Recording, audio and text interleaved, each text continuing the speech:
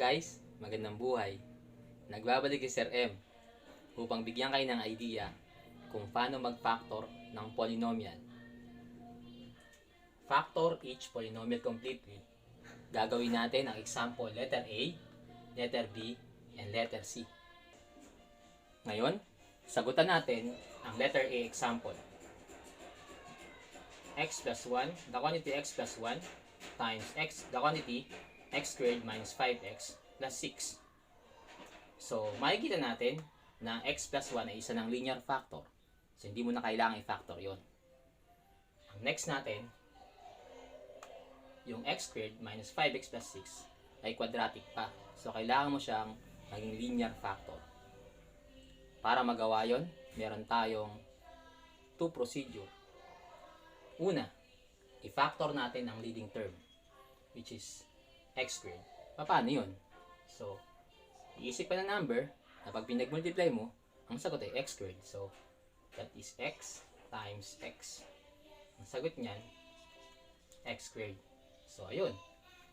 I-rewrite natin sa baba yung unang factor, x plus 1. Tapos, gumawa tayo sa baba ng dalawang parentheses. Dalawang set na magkahiwalay. Doon natin ilagay yung dalawang x na factor na to. X times x.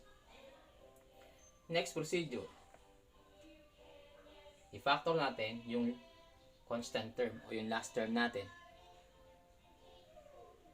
Mag-iisip tayo ng mga factors like 1 times 6 and 2 times 3.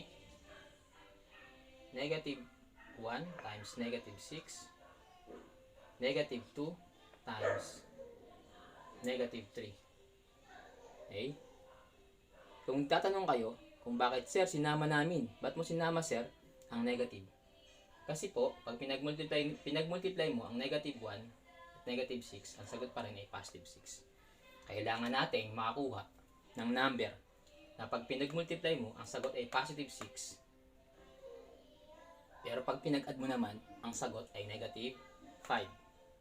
So, check natin sa mga factors na nakuha natin. 1 times 6, positive 6. Pag-add natin, 1 plus 6, ilan? 7. So, ibig sabihin, hindi. 2 times 3, 6. Tama. 2 plus 3, sagot ay 5. Negative 5 ba? Hindi. So, ibig sabihin, mali. Next, negative 1 times negative 6. Sagot, positive 6. Negative 1 plus negative 6. Ang sagot ay negative 7. Ibig sabihin, hindi siya. Kasi negative 5 yun. Next naman, negative 2 times negative 3. The answer is tama, positive 6. Pag pinag-add natin, negative 2 plus negative 3, the answer is negative 5. Ayun, kaparehas na sa gitna. So, ang kukunin mong factors ay ito. Ilalagay mo siya rito in any order. Kung negative itong gusto mong una, walang problema. Kung negative 3, walang problema. Commutative naman yan. Okay? So, let's start with negative 2. Negative 2. Dito. Naman, negative 3. Ayan. Ang mga factors ng polynomial sa set A. Next. Gawin naman natin ang example, letter B. Ngayon naman, sagutin natin ang letter B. So, makikita mo dito na meron tayong dalawang quadratic polynomial. X squared minus x minus 6. The quantity x squared plus 6x plus 9. So, ang gagawin na natin ng dalawang beses yung ginawa nating procedure sa number 1. Okay? Mag-isimula tayo. Isimula. Gagawa tayo ng dalawang parentheses, dalawang set. And then dito sa pangalawa, dalawang set. So, gawin natin yung number 1. In first set, x squared minus x minus 6. So, anong factor ni x squared? So, meron tayong x times x. Number 2. Number na pag pinag-multiply mo, ang sagot ay negative 6. Pero pag pinag-add mo, ang sagot ay negative 1. Dapat may negative 1 dyan. So, ano yun? 1 times negative 6. Negative 1 times 6. 2 times negative 3, negative 2 times 3. Check natin. 1 times negative 6 is negative 6. 1 plus negative 6 is negative 5. Hindi negative 1, so hindi yun ang factor. Negative 1 times 6 is negative 6. Tama. Negative 1 plus 6, the answer is positive 5. So, hindi yun. So, negative 1 ang kailangan natin. 2 times negative 3 is negative 6. 2 plus negative 3, the answer is negative 1. Ayun. So, ibig sabihin, ang factor natin ay ito. Lagyan natin dito, x. Yung unang mga factors. And x. Lagyan mo yung 2. Dahil positive yun, plus 2. Negative 3 minus 3.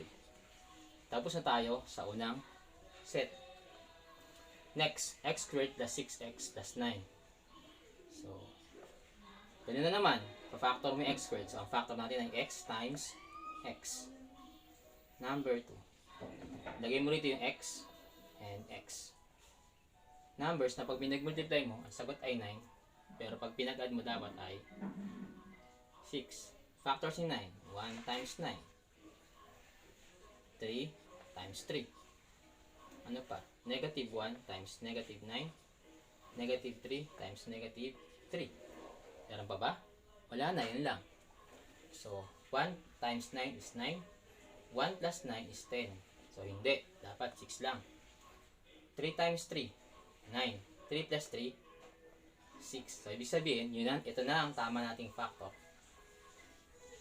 Okay? So, ang gagawin natin, nalagay mo dyan, plus 3, plus 3. Ayan. Tapos na tayo sa example, letter B. Ngayon naman, gawin natin ang letter C example. Para ma-factor ang polynomial na ito, gagamit tayo ng rational root theorem. Pero bago yon, kailangan ang polynomial na ito ay maging isang polynomial equation muna. Para magawa yon, i-equate natin siya sa 0. X cubed plus 3x squared minus 4x minus 12 is equal to 0. Ngayon, gamitin natin ang rational root theorem. Rational root theorem. Sa rational root theorem, kukunin mo yung possible factors nung leading coefficient. Dahil ang leading coefficient dito ay 1, so we will write 1. Kukunin mo yung mga possible factors niya, including its positive and negative counterparts. Positive and negative 1. Yun lang ang factor ng ating leading coefficient. Next, the constant term. Itong constant term na ito. Okay, so, ano ba yung possible factors ni 12? So, meron tayo dyang 1, positive or negative, comma, positive or negative 2, comma, positive or negative 3, comma, positive or negative 4, comma, positive or negative 6, comma, positive or negative 12. Pagkatapos nyan, ilalagay natin yung factors ng ating leading coefficient sa ilalim ng mga factors ng ating constant term. So, ito magiging itsura nun. Positive or negative 1, comma, positive or negative 2, comma, positive or negative 3, comma, positive or negative 4, comma, positive or negative 6, comma, positive or negative 12, comma, over positive or negative 1. So, magiging madali na ito. Ang mga possible factors mo lang ay lahat ng nasa numerator. Ito lang yun. So, lagyan natin yung mga possible factors dito. So, ang possible factors ay positive or negative 1, positive or negative 2, positive or negative 3, comma, positive or negative 4, comma, positive or negative 6, comma, positive or negative 12. Yan lang. Sa mga factors na ito, pipili tayo isa-isa at tayo ang magta-trial and error using synthetic division. Magsisimula ako sa isang number. Let's try. Dapat balikan ninyo kung paano ang procedure ng inyong synthetic division. So, gagawin ko ganito ang ating synthetic division. So, first, I will try positive 1 as the possible factors. Divides. So, dito, kukunin mo lang yung mga numerical coefficient. 1, 3, negative 4, negative 12. Kung saan makakakuha ka ng 0 sa iyong remainder, ibig sabihin, divisor mo is a root of the polynomial equation. At pag root siya, ibig sabihin, possible factor siya. Okay po? So, now, let us try. Divide natin. Steps sa synthetic division, bring down the first numerical coefficient, 1. Then, 1 times 1 is, i-add natin, 3 plus 1 is 4. 1 times 1 is 4. Lagay mo rito sa pangalawang row. 4. Negative 4 plus 4, 0. 1 times 0, 0. The answer is negative 12. So, ibig sabihin, hindi siya, this positive 1 is not a possible root. At kung hindi siya possible root, hindi siya possible factor. Tanggalin natin yun. Palitan natin siya ng negative 1.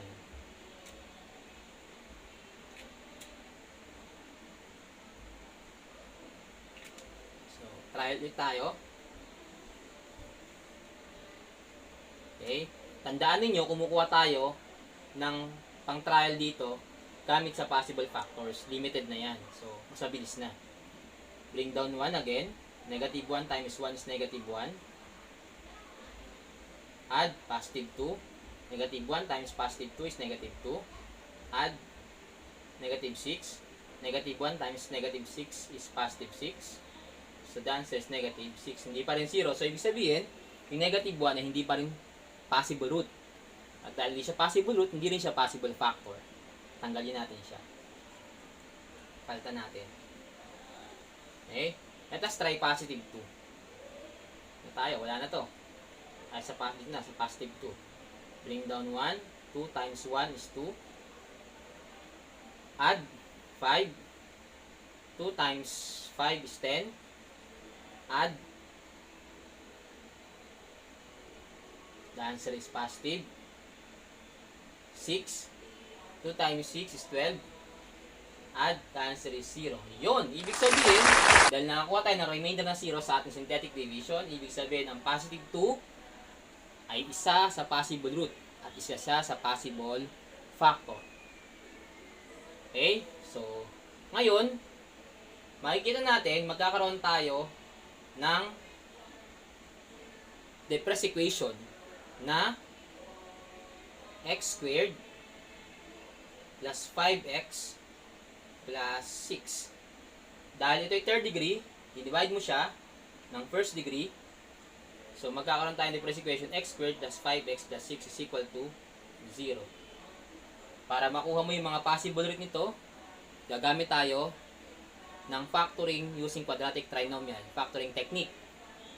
So, yung ginawa natin nakaraan, sa una nating video, okay? So, ipa-factor natin si x. So, we have factor x times x. Ano pa? Next, number na pag pinag-multiply mo, ang sagot ay positive 6. At pag pinag-add mo, ang sagot ay positive 5. Ano yun? Positive 2 at positive 3. 2 times 3, 6. 2x plus 3x, 5x. So, ibig sabihin, tama tayo.